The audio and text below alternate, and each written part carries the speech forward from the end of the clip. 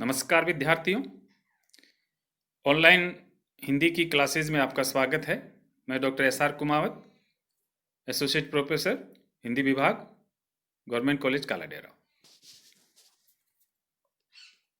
पिछले वीडियो में मैंने आपको साकेत जो मैत्रेय गुप्त का है उसमें उर्मिला का जो विरह वर्णन है वो मैं आपको बता रहा था।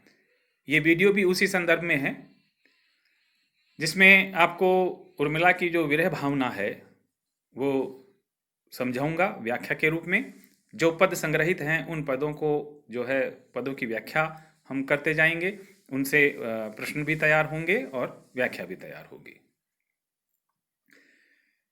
मैत्रेय गुप्त का जो साकेत है वो महाकाव्य है, राम काव्य है।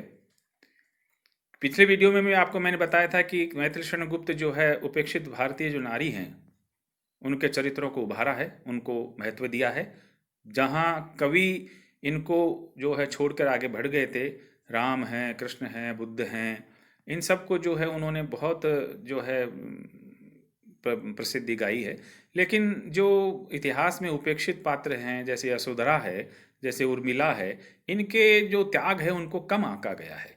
मैत्रेय गुप्त ऐसे कवि हैं जो इनको बढ़ा चढ़ा करके और उनकी जो गरिमा है, उनके जो त्याग है, उनका जो महत्व है, उनको सुधी पाठकों के समक्ष रखा है। तो हम नवम सर्ग में पद संख्या 10 को देखते हैं। उर्मिला जो है महलों में रहते हुए भी लक्ष्मण के लिए जो है विरह में संतप्त है और उसको नींद नहीं आती है, तो वो अपने आप ही आत्मालाप करने लगती है, स्वयं ही बोलती है, स्वयं ही सुनती है। तो यहाँ पर जो नींद है उसको संबोधन देती है कि आ मेरी निंदिया गूंगी, आ मैं सिर आंखों पर लेकर चंद्र खिलौना दूंगी। उर्मिला कहती है कि आ हे निंदिया, गूंगी क्योंकि नींद बोलती नहीं है, वाणी नहीं है, बिल्कुल चुपचाप आती है। तो हे निंदिया गूंगी, आ मैं तेरे को सिर आंखों पर लेकर के चंद्र खिलौना दूंगी, यानी मैं तेरी बहुत अच्छी आभगत करूंगी अगर तुम इस विरह के समय जो है मुझे आ जाती हो। और अगर इस वक्त नहीं आती हो, हे नींद, अगर तुम इस वक्त नहीं आती हो तो प्रिय के आने पर आवेगी, अर्ध चंद्र ही तो पावेगी। अगर प्रीतम के आने पर तू आएगी तो पूर्ण चंद्रमा नहीं पाएगी, अर्ध चंद्र पाएगी, क्योंकि प्रिय विलास में जो समय है वो जागरण में कटेगा। तो नींद कहाँ आएगी? आधी रात को। तो आधा आधा ही चंद्रमा तू पाएगी, इसलिए अब आजा, मैं तेरे को पूर्ण चंद्रमा दूंगी। पर यदि आज उन्हें लावेगी तो तुझसे ही लूंगी, आजा मेरी नींदिया गूंगी। और अगर आज स्वप्न में, नींद में अगर उन्हें तू लेकर के आती है तो मैं तुझसे ही प्राप्त करूंगी उनको, लक्ष्मण को, इसलिए आजा मेरी निंदिया गूंगी।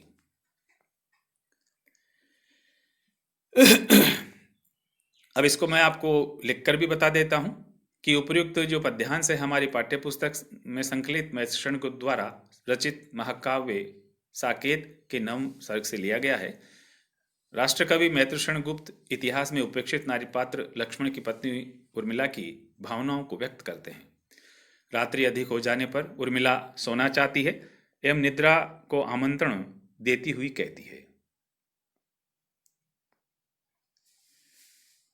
अरे मूक निद्रा तू आ, यदि तू मुझे आ जाएगी तो सहस ही मैं तुझे चंद्र खिलौना अर्पित कर दूंगी। अरे निद्रा, यदि तू इस विरह काल में न आकर प्रिय के आगमन के ऊपर आएगी तो कोई लाभ नहीं पाएगी, क्योंकि तू अर्धरात्रि ही पाएगी। यदि तू स्वप्न में उन प्रियतम को लावेगी तो मैं उनको तुझी से ग्रहण करूंगी, अतएव मूक निद्रा तू अवश्य आ।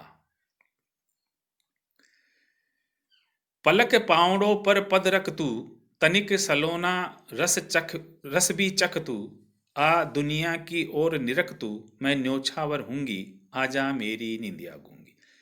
तू अगर इस वक्त आ जाती है तो मेरे जो पलकें हैं मेरी, ये पलक पाँवड़े हैं, इनके ऊपर जो है अपने पाँव रख कर के तू आ, मैं तेरा स्वागत करूंगी। तनिक सलोना रस रस भी चख तू। इनका जो सलोना है, क्योंकि रोते रोते आंखें जो है नमकीन हो जाती हैं, आंसू जो है खारे होते हैं, तो ये आंखें खारी हो गई हैं, तो इनका जो सलोना जो रस है, स्वाद है, वो तू चख।